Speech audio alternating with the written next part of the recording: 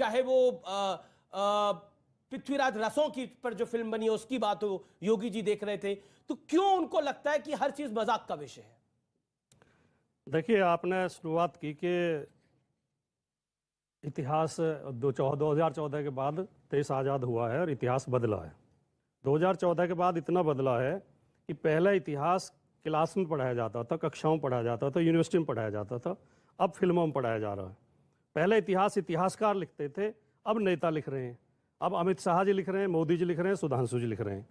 पहले प्रधानमंत्रियों के इंटरव्यू पत्रकार किया करते थे, अब कौन करते हैं? प्रसून जोशी करते हैं, अक्षय कुमार करते हैं। जो फिल्मों के हीरो हैं और जो कवि हैं वो जाके इंटरव्यू करते हैं। धर्म की रक्षा करने की जिम्मेदारी आप जैसे गुरुओं की थी, साधुओं की थी, संतों की थी, महात्माओं की थी। अब जो गली के टपोरी हैं उन्होंने धर्म की रक्षा का झंडा उठा रखा है। तो देश में इतना बदला है। और हम इसलिए कहना चाहते हैं, अमीश जी, कोई अनपढ़ आदमी ये कह सकता है कि पृथ्वीराज चौहान अंतिम हिंदू राजा थे, तो फिर इसका मतलब राणा सांगा हिंदू राजा नहीं थे, महाराणा प्रताप हिंदू राजा नहीं थे, शिवाजी हिंदू राजा नहीं थे, झांसी की रानी हिंदू नहीं थी। पृथ्वीराज चौहान के बाद तो हजारों हिंदू राजा हुए हैं।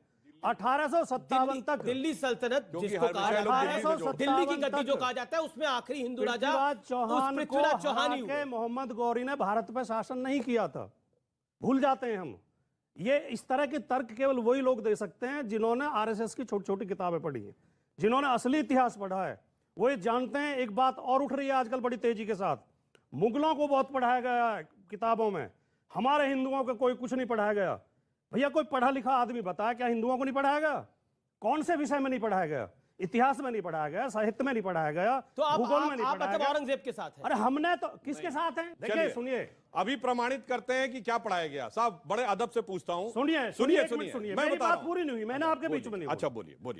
हमने भी थोड़ा बहुत पढ़ा है, ठीक। हम कोई बिना पढ़े लिखे तो आगे नहीं है। हमारे पास भी पोस्ट ग्रेजुएट डिग्री है।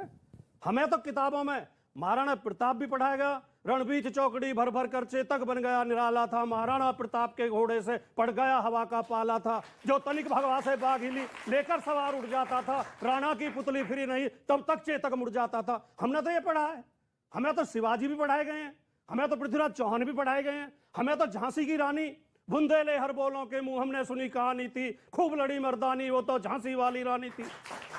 कौन कहता नहीं पढ़ाया गया? अच्छा, अब देश को मूर्ख बनाने की बात चल रही है अपने तरीके से। आपको लग रहा है कि देश मूर्ख बन रहा है? देश मूर्ख बन रहा है आपको लग रहा है? लेकिन अभी आपने उत्तर प्रदेश में समझाने की कोशिश करी थी। एक सेकंड,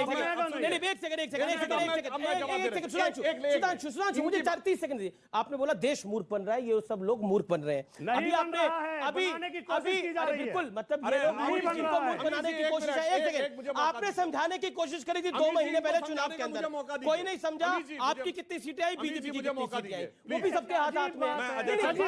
बिल्कुल ऐसी बात नहीं है, यही सही बात है, यही सही बात है। लिखने का हक बिल्कुल चुनाव जीत गए। मैं राजकुमार जी से कहता हूं, जितने बच्चे यहां बैठे हैं इंक्लूडेड और जितने वयस्क लोग बैठे हैं, राजकुमार जी, हम सब ने पढ़ा है। औरंगजेब का बाप कौन सबको पता है ना? शाहजहां। शाहजहां का बाप कौन? जहांगीर। ये पृथ्वीराज चौहान का बाप कौन? बता दीजिए। इतिहास में पढ़ा है। चलिए छोड़ दीजिए, अब और सुनिए।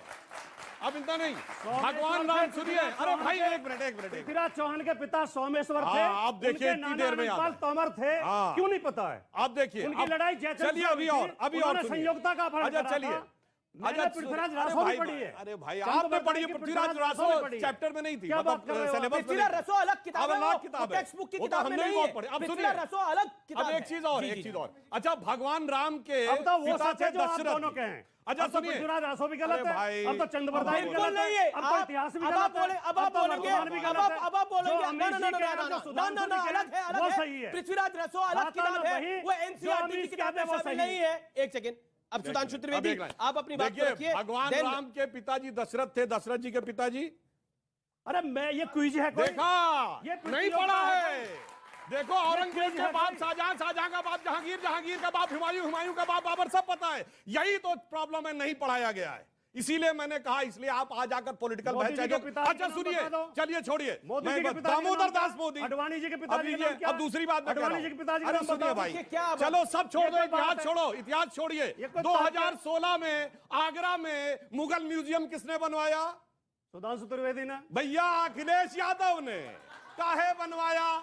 मुगलों को क्यों याद किया 2016 में? यही बात तो प्रॉब्लम है। तभी तो हम कहना चाहते आपको मुगलों से क्यों इस बात की इतनी वो थी कि आगरा में 2016 में भारत के सबसे युवा नेताओं में से एक, विलायत पलट यानी विदेश से पढ़ के आए हुए, इंजीनियरिंग पढ़े हुए, नए पढ़े लिखे युवा ने मुगलों का नाम का म्यूजियम बनाया और फिर हमसे कहते हैं कि हम जो है इतिहास को बदलने का प्रयास कर रहे हैं। जी इस अब देश में पूरा इतिहास में मुगलों को इतना महिमामंडित नहीं किया गया जितना इन 8-7 साल में बीजेपी ने कर दिया। मुगल मुगल मुगल मुगल मुझे समझ नहीं आ रहा किसने गोली चलवाई थी कारसेवकों पर, राम मंदिर के कारसेवकों पर किसने गोली चलाई थी, किसकी मस्जिद बचाने के लिए गोली वो चलाई गई थी? ये उत्तर प्रदेश की पुलिस ने चलाई थी।